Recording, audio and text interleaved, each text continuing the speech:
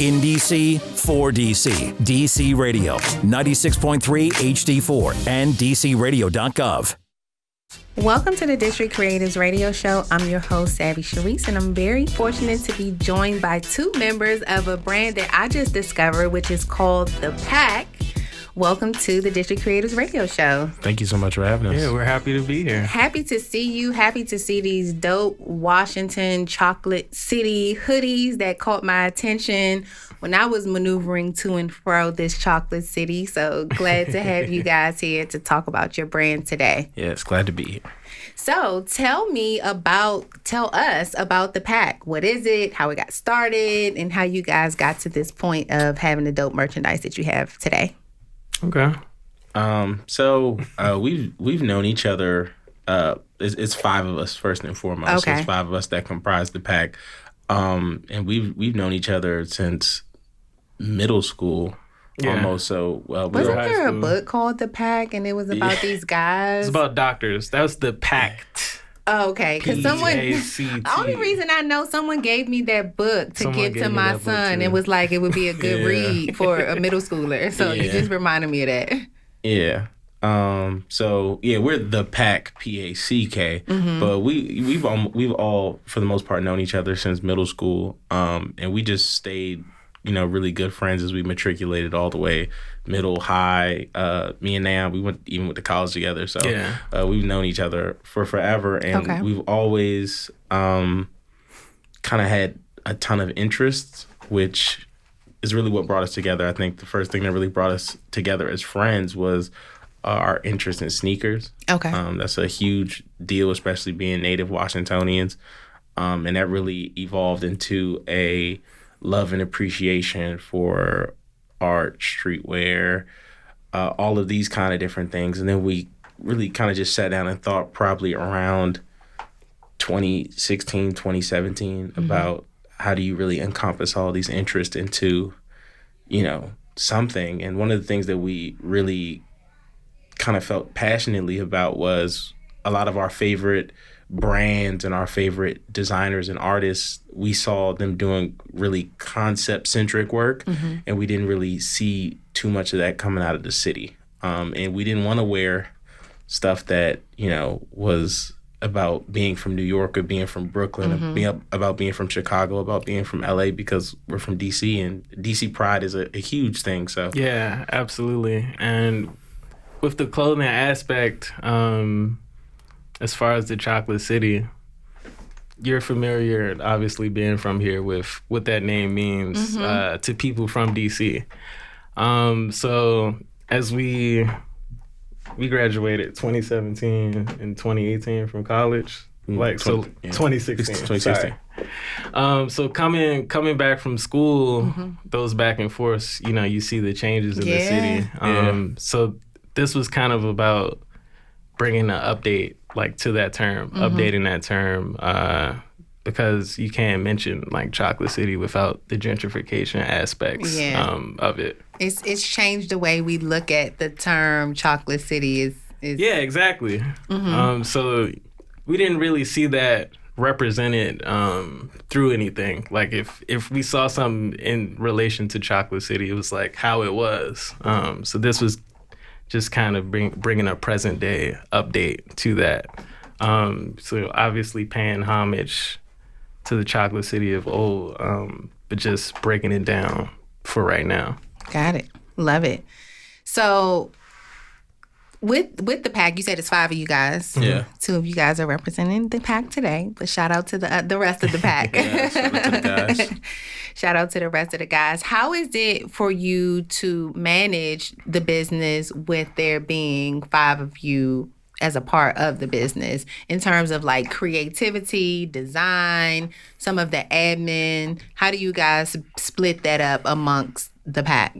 I think that's definitely something that is always an ongoing process. I think it's always... Yeah. I think one of the things that we've learned is, and this kind of harkens back to the days that we reflect of when we were younger and we got to spend every day with each other. And, by the time we would get to school, all the way probably to 7 or 8, most days we were kicking it. And, that was time to coalesce, to come together, to collaborate on things. I think now, being adults, having a business, having a brand, it really, we found that like a project management kind of system works best for us in terms of if you have an idea that is really your idea to go out and work on. I think with everything, we always share our ideas with the group and collaborate as much as possible if there's an interest for it. I think that one of the things that we also learned was not to force round peg.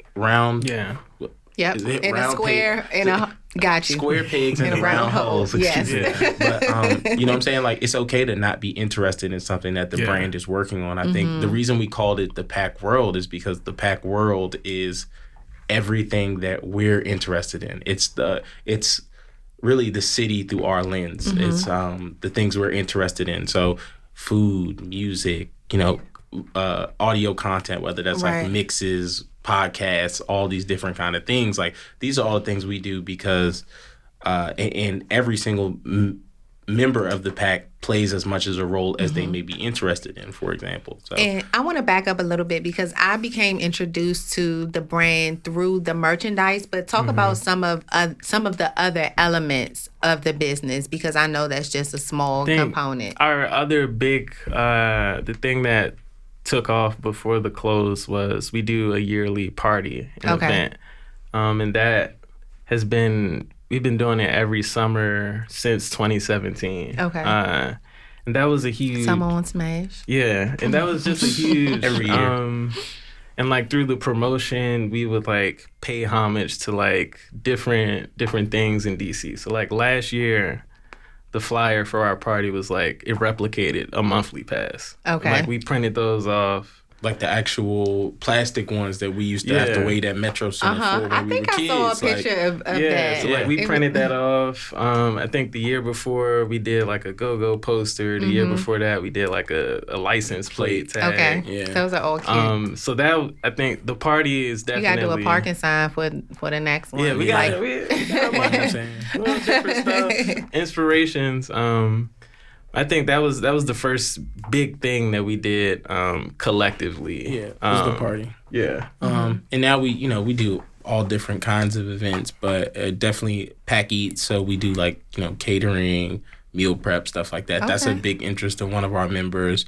The podcast, definitely. I think the first thing, we mentioned was the audio quality in here is incredible. But like, I'm big onto the audio side, so podcasts, mixes, stuff like that. Like we are, magazines, like actual print content, like where our interests are really super vast, but we all try to concentrate them under the house of the Pack World. And a lot of times using those interests and those skills as we gain them to like really express these things under these big concepts we have. So like Chocolate City, the Be Safe design, Take a Stand, which, is a huge homage to, our mayor for life, Marion Barry. So these are all, things that continue to push and promote the identity of the city that we know, the city that we grew up in, the city that we see is obviously changing. But for a lot of us, that's still the reality of the city we live in. It's still that for us. Yeah, and it's home. Always. Let's talk a little bit about monetization. You talked about a lot of the different elements of the business. I love the director of DSLBD. She always says that if you're not making money from your business, then it's just a hobby. Out of all of the things that you mentioned, obviously, you guys have the merch and the parties and things of that nature. How do you bring in revenue for your business to be able to sustain the efforts that you put forward? Anything, first and foremost, I think if you're doing anything, you have to be passionate about it. So like starting off when you're creating the idea, I wouldn't even say like money. We kind of try to get the idea first, and then think about how we can like make money and support it next, because we understand that if the idea is good, then people will want it. So that base point, we try to get the idea. Yeah, and I think our bread and butter at the end of the day, especially given even our educational backgrounds, is always our promotion. Mm-hmm. Yeah. So it's not a matter of, regardless of what idea we come up with, because of course, first and foremost, as creatives, we do this for ourselves. Mm-hmm. Like, you do it because there's something inside of you that needs to get out. But if you don't, you have what I like to call creative constipation. it's a real thing. It's a real thing. Yeah, it is. Sure. So it's first and foremost, you do it for yourself. So it's not a matter of creating something that there's automatically a market for. It's about pushing what you, after you created it, to those markets. But I think definitely one of the things we always push for is for stuff to, at the very least, support itself. I think a lot of creatives go into the hole for the things that they're creating. I think also our mindset, even when it comes to stuff like a podcast that isn't necessarily a revenue generator, in my mind, in our minds, it's advertising. Again, we're always centered in promotion and organic like audience building in a way that, when you have a podcast, this is continuous content that's going out, that's raising your audience, that's raising your profile that people could tap into, even if it's not necessarily bringing you revenue automatically. Yeah, I also think we do a good job of setting realistic goals because we really we kind of package and bundle our things so where if we sell this amount of shirts, we know that, okay, we're covered for now, and then now this is profit after that. So we do a good job of really like planning. We plan things months in a year in advance sometimes. And we debate each little step of a release. We'll argue over $5. We'll argue over whether a $5 price increase or drop will stop the consumer from purchasing what we're talking about. That's good. Yeah. Iron sharpens iron, and you both as one man sharpens another. Yeah. Amen. Appear to be very, very sharp. How does social media impact your business?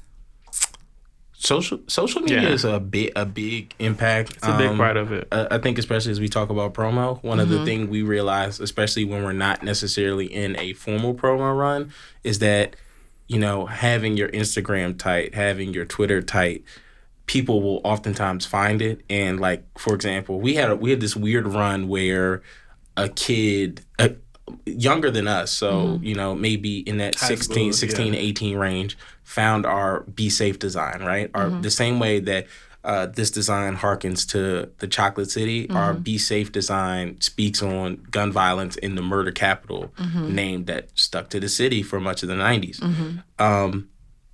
It went viral damn near, like it had thousands of shares, not just likes, but actual shares, like people adding it to their stories and stuff like that. So social media is definitely huge, especially during a promo run. But I think part of smart planning and layouts and things of that nature, which I give all credit to Nayana to, he spends countless hours just making, on the littlest details, is that when your stuff is tight for people to see, it lets your work do work.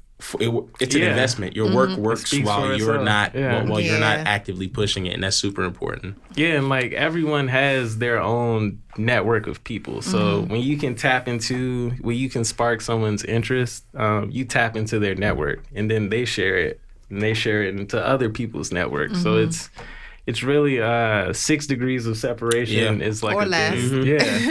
Especially in DC, it seems like it's two degrees. So everyone from DC knows like one of the same people, or they're familiar with someone. So when we're promoting things here, especially with concepts that relate to people and they bring something out of them, we really want to get them to like share and have a reaction once they see something, and that just spins into other people just seeing it, kind of like how you saw it. Yep. Yeah. So millennials have a reputation for not being able to separate from their phones, as I say that with my phone currently in my hand. So outside of social media, what are some other apps that you use to enhance or run your business endeavors? I always love kind of sharing technical things that people could potentially use for their businesses. So what are some apps that you guys have found helpful? Apps. I would say I'm big on like Google Drive. So we've worked with a photographer for the past 2 years. He's done most of our stuff, and that's like how we share stuff. Yeah. But we're also able to like share if you're working with someone who's not necessarily right here beside you, you're able to like share documents. Yeah. And things like that. Totally in love with the whole Google suite, to be honest. And that has been a more recently, that has been a frequent answer that people are sharing. Really? Funny enough, I just started using Google Task, and I downloaded the specific apps. And what I love about it is that it sets reminders for me. So I'll list out all my tasks for a specific day or week, and then I'll add. No, seriously, because it'll like give you alerts, and if you need to snooze it or you need to go back. So that's been really helpful. I've been using it over the past month. So shout out to the whole Google suite because it's pretty bomb. And y'all got my Google Calendar invite? We did. Yeah. and not to take the question in the completely opposite direction, but if we're talking about like from our daily operating, we are. I don't want to say anti-technology. I was going to say analog. But I think we have a real appreciation for physical product. We like people-to-people interaction. Like, and not just in the sense of like from a business standpoint, but I think just from a creation standpoint, like, you know, we have a physical store. Like I said, we record our podcast at our store. Like we collect physical print magazines because we make print magazines. Like we spend time and resources on wrapping paper. Like this is stuff that matters to us on a very micro, on a very hand-to-hand level because again, like you said, I think that also may be the DC in us in that way is, you know, in a city that doesn't have 6 degrees of separation, a city that has 2 degrees of separation, those hand-to-hand interactions matter so much more. They do. Like we're not a fly-by-night brand. We're not a brand like, again, he kind of said it earlier, we're not predicated on blowing up overnight or hitting a home run. Like our bread and butter is really like making content that we grow on every single effort. Before this was a shirt, these were stickers. Okay. And we put them up all like places in the city, and it gave us a reason to like have conversations and things with people when you can just hand someone something that opens a person up. And that's in a book. That's in a book now. Like that's in a book. It's published now. It's not those hand to hand and like person to person interactions. Those like we meet 3 times a week in person. Like those kind of things foster a level of, I don't know, like a different level of intimacy with the work that it takes it to a different level. So yes, the technology's dope, but actually we like to couple that with the tech. Yeah, I like be that. around people.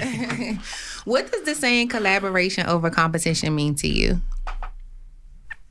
I think collabs, I'm a fan of collabs if they make sense. People have skill sets, and you know, everyone within our group might not have this ability. So like I mentioned our photographer, shout out to Eli. Yeah, Benny G Photography. I was calling Eli. We have a vision for like how we want a photo to be, and he'll have something, and like we come together to like make something. So I enjoy collabs. We like to like uplift other young creatives because we're young creatives, and we know how hard it can be to kind of work on stuff outside of your own like project. So we like to open that opportunity, but we're really conceptually based with what we do. So we're really cautious. So like for example, me and this man collaborate. This is a collaboration. Like when we work on these concepts, like on these very minute details, we're collaborating. I think what Collaborate has turned into is two brands that may have nothing to do with each other trying to do something together to share platforms, which I'm all about sharing platforms, but in terms of actually working on projects together, if conceptually it just don't work, I think sometimes that's turned into like a lot of half-baked collaborations, especially in our, streetwear and street art. One of the people that we absolutely respect, but we may not love everything they do is like Ronnie Feig. Ronnie Feig is this guy up in New York who, at this point, he's like the king of collaboration, like Coke. Like Coke, Disney, like he gets collaborations that at some point I don't even know if it makes sense. They don't make sense, but it's just such a flex that like sometimes we're like, if one day they come to us about this, like, do we take it because it's such a good opportunity, or do we say like, this has nothing to do with our brand, like it makes no sense. So I think that's the biggest thing in regards to. With collaboration, you want like an exchange. Like each side should be bringing something to the other. There should be some type of exchange, and I think that can lead, whether it's exchanging networks or exchanging skills, or coming together to make like one new thing. That really has to find your jelly to your peanut butter and jelly sandwich. Oh my gosh, don't I pull love like a that. ham. Let me tell you why I love that. It's a beautiful segue, because I was gonna ask a question. If you were making a beverage, a success beverage, what 3 ingredients would be in your beverage for success? A success beverage. Wow. Yes. Consistency. Okay. For sure. A lot of people do things and after 2 months it might stop.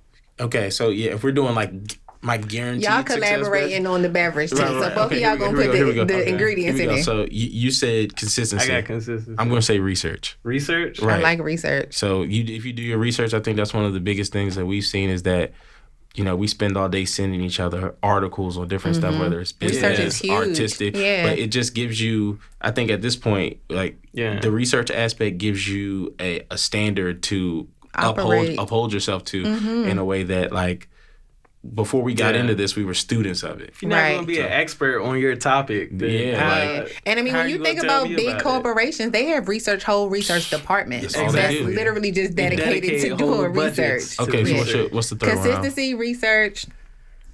Let's see if we're linked. Like I think we are. Go ahead. I like execution. I was going to throw in a bonus too. You can garnish the rim with something. All right, go ahead. You take that one, and I'll send it home. So execution, consistency, research. I think that's was execution. Yeah, execution is and then dope. I'll garnish it with passion on the top. I like it. That's it. Well, cheers. Yeah, cheers. It's a good one. You gotta have passion. Yeah, man. You put all that together, and I guarantee. This is the thing. It's not about. I can't guarantee you that you're going to have 1 million followers or your audience is going to be that big. But I guarantee you that your content will actually be so good that people will care about you when you drop. Like that's you can't do much more than that. And a lot of times, sometimes people, I've experienced this, like people have told me, I'm an author, I have a couple of books that I've published, and people have told me like, I'm not going to read this book. I'm just buying it because you're selling it. So that's a real thing in terms of people supporting you as a part of the brand and not necessarily really caring about your product at all. True. Yeah. But so like even with our brand, you're absolutely true about that. I think we definitely appreciate those people. Our favorite people are people that don't know us at all. Yeah, strangers. Our brand leads. We don't lead the brand in that sense. Like people who resonate with our concepts and our brand do it because they like what they see. Exactly. They've been stimulated in some way. 9 times out of 10, when we're like working our events or stuff like that, we see so many people come in that we don't know. Yeah. I don't know you, but obviously something about it spoke to you in that way. I don't know you, but welcome. Exactly. And guess what? After that, again, it's a brand. Like we have stuff that touches you on all parts of your lifestyle. So now you went to an event. Next thing I know, I see you in a shirt. Next thing I know, you talking to me about something you heard on the podcast. Now you eating a meal prep. Now I got you. I love it. I love that. So what we're going to do now is play a really fun game that I love to play on the show. It's called #DC or Nothing. Pays homage to Mr. Tony Lewis Jr., who created the #DC or Nothing, and which evolved into DC Natives Day. So as DC Natives, I know you guys will love to play this. And basically, I'm going to ask you a series of questions, and you have to answer with a person, place, or thing only specifically in the District of Columbia. Okay. Cool? Yeah. All right, so question number 1, DC or nothing. In your opinion, where is the best place in the city to see the best views of the city? That was a good question, because the way you lean back. Best views of the city. Best views of the city. Can I do 2? Nope.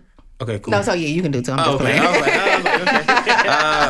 I really like Malcolm X Park. Okay. And then up on the exactly. with the on 14th. I think that's a good one. And then the waterfalls make it even better. Gotta be honest. When it's warm. And I'm from the South Side, so I like when you're going down Good Hope. I think that's the best view you get of the monument. Yeah. That's one of my favorites. Agree. I like that. Of that. Or Morris Road. That's a good one. Top of Morris Road. Best view of DC.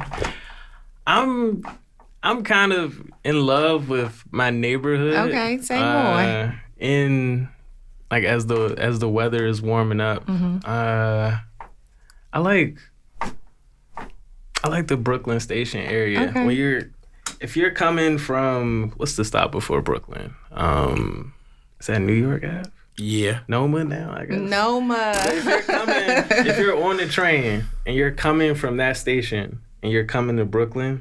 Oh, you mean when you go up on Rhode Island Avenue and it gets high? It's Rhode Island. It's Rhode Island Avenue. But when you're coming and you're on the train and you can see like the graffiti. Yeah, and you see the that's city, beautiful. They got a Sean Taylor. Yes, I know exactly what you're talking that about. mural on the wall. I like that from Rhode Island to Brooklyn. That's like one of my favorites. All right. Nostalgic. Good point for my next question. So you're traveling by public transportation, no Uber, no Lyft, okay, WMATA only, from one side of the city to the next. What is going to be your route? So you're going from Northeast, you're going from Brooklyn to Southwest.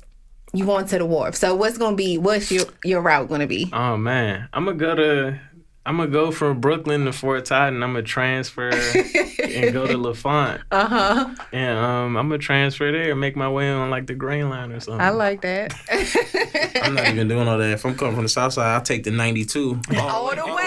Yeah, I'm not even doing no transfer. I was looking for somebody to say they was going to take one of those bus routes that's like a long route, like the B2 or the X. So the 92 go all the way up to like Foggy Bottom. Definitely. So we went to school out Walls. So the 92 go right by my house. I was going to ask y'all that too. Yep.